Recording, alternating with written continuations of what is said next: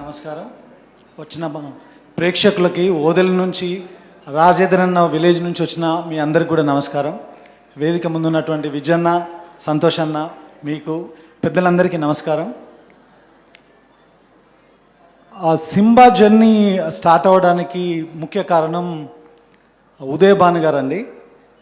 ఈ విషయం మీకు చెప్పాలి అంటే, ఒక మంచి థాట్ ఉంటే సినిమాలు ఎలా తయారవుతాయి, ఒక మంచి థాట్ ప్రొవోకింగ్ సినిమాలు అని.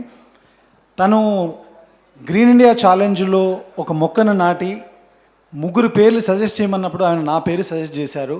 నేను మొక్కలు నాటడానికి ఎక్కడో ఫామ్ హౌస్లో మొక్కలు నాటుతూ ఉంటే ఆ పిక్చర్స్ సోషల్ మీడియాలో వెళ్ళిన తర్వాత అప్పుడు దాని గురించి సంతోష్ అన్న చేసిన పనుల గురించి, గ్రీన్ ఇండియా ఛాలెంజ్ గురించి, కేసీఆర్ గారు తలపెట్టిన హరితహారం గురించి తెలుసుకోవడం జరిగింది.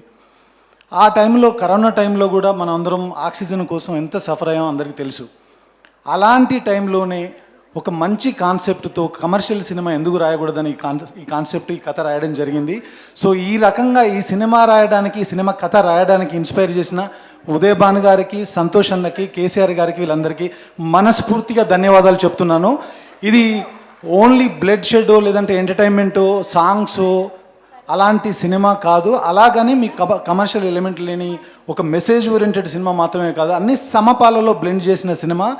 బయలాజికల్ మెమరీని టచ్ చేస్తూ, మొక్క యొక్క ఇంపార్టెన్స్ని చెప్తూ సినిమాని ఆద్యంతం చాలా చక్కగా రాసాం. అంతే చక్కగా నాతో పాటు 8 సంవత్సరాలు జర్నీ చేసిన మురళి తీశారు.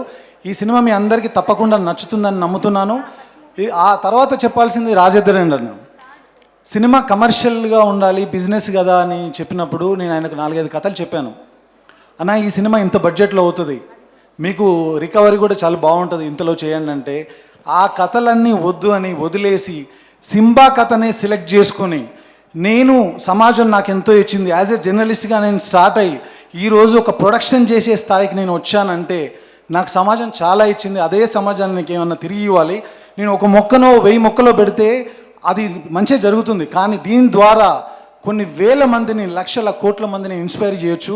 ఈ కథ చేద్దాం, నాకు డబ్బుల కంటే కూడా సమాజానికి ఏదన్నా చేయాలనే థాటే ఇంపార్టెంట్ అని చెప్పేసి ఒక్కరోజు కూడా డబ్బు గురించి ఆలోచించకుండా తన సేవింగ్స్ అన్ని తెచ్చి ఈ సినిమాలో పెట్టిన రాజేంద్ర రెడ్డి అన్న, మీకోసం తప్పకుండా ఈ సినిమా ఆడుతుంది, మీకు మంచి జరుగుతుంది.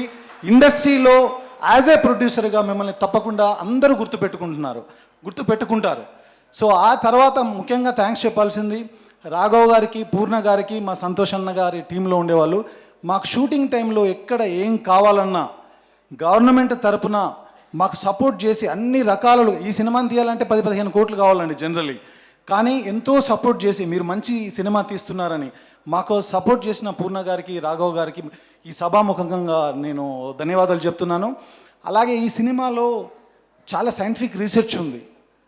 నాకు ఫార్మసీ బ్యాక్గ్రౌండ్ ఉంది కాబట్టి నేను కొంతవరకు రాయగలిగాను. దానికి సపోర్ట్ చేస్తూ క్యాన్సర్ ఇమ్యునాలజిస్ట్ కిషోర్ గారు సైంటిఫిక్గా ప్రూవ్ అయిన, చాలా ప్రపంచంలో ప్రూవ్ అయిన విషయాల్ని మాకు అందించి మాకు స్క్రిప్ట్ వర్క్లో హెల్ప్ చేసిన తనకి, స్క్రిప్ట్ ఐడియాకి సంబంధించి సలహాలు సంప్రదింపులకు ఉపయోగపడిన విజయ్కి, వీళ్ళందరికీ మరొకసారి సభాముఖంగా థ్యాంక్స్ చెప్తూ, ఇక్కడికి వచ్చిన పెద్దవాళ్ళందరికీ మీ సమయానికి మరొకసారి ధన్యవాదాలు చెప్పుకుంటూ థ్యాంక్ యూ సో మచ్ అండి. తప్పకుండా ఆగస్టు 9వ తారీఖు సినిమా చూడండి, మిమ్మల్ని ఎవరిని డిసప్పాయింట్ చేయదు.